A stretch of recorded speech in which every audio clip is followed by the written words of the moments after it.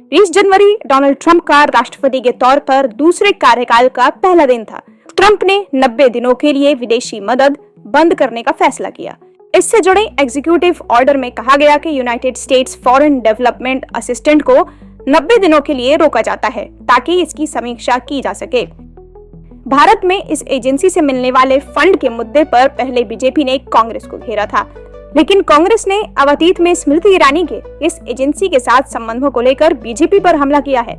अमेरिकी राष्ट्रपति Donald Trump ने मंगलवार को डिपार्टमेंट ऑफ गवर्नमेंट एफिशिएंसी यानी DOGE की ओर से भारत में वोटर टर्नआउट के लिए 2.1 करोड़ डॉलर के फंड रद्द करने का बचाव किया था।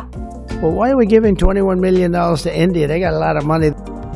सबसे पहले ये समझते हैं कि भारत में राजनीतिक विवाद क्यों हो रहा है।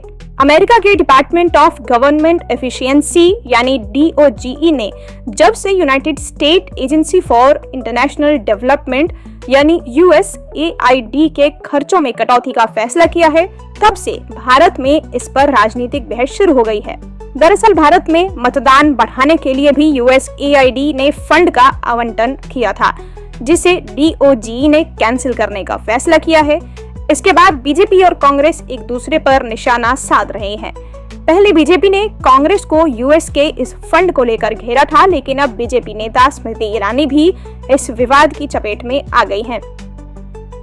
दरअसल भारत में वोटर टर्नआउट के लिए अमेरिकी एजेंसी USAID से 2.1 करोड़ डॉलर के फंड को लेकर बीजेपी कांग्रेस की आलोचना कर रही थी, लेकिन मंगलवार को कांग्रेस ने भी पूर्व केंद्रीय मंत्री और बीजेपी नेता स्मृति ईरानी के USAID से संबंध निकाले। बीजेपी अमेरिकी एजेंसी के 2.1 करोड़ डॉलर के फंड को लेकर जांच की मांग कर रही थी। कांग्रेस नेता प्रियंका खड़गे ने स्मृति ईरानी के 31 अक्टूबर 2011 के एक ट्वीट को शेयर किया है, जिसमें ईरानी खुद कह रही हैं कि वो USAID के गुडविल एम्बेसडर थीं। कांग्रेस का कहना है कि USAID से ज्यादा फंड बीजेपी की अगुवाई वाली NDA सरकार में मिले हैं। प्रियंका खड़गे के आरोप को आगे बढ़ाते हुए कांग्रेस नेता पवन खेड़ा ने लिखा है, आखिरकार हमें उस पसंदीदा सवाल का जवाब मिल ही गया। रसोड़े में कौन था? जॉर्ज सोरोस की असली एजेंट के रूप में स्मृति ईरानी उभरी है।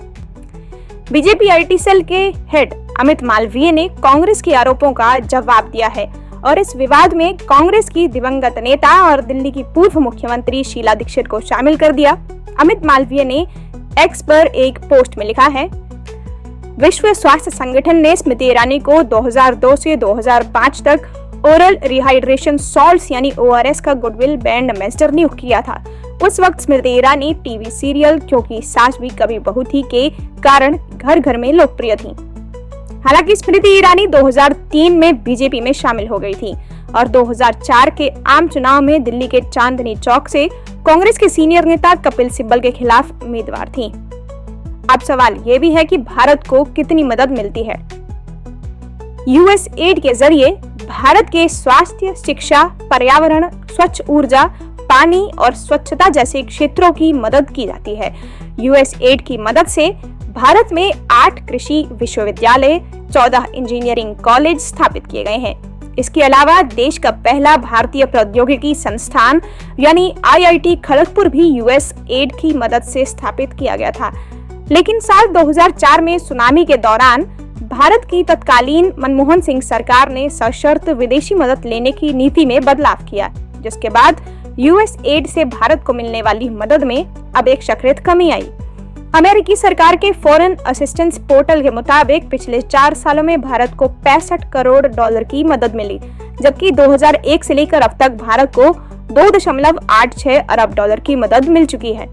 USAID से मदद पाने के मामले में भारत तीसरे स्थान पर रहा।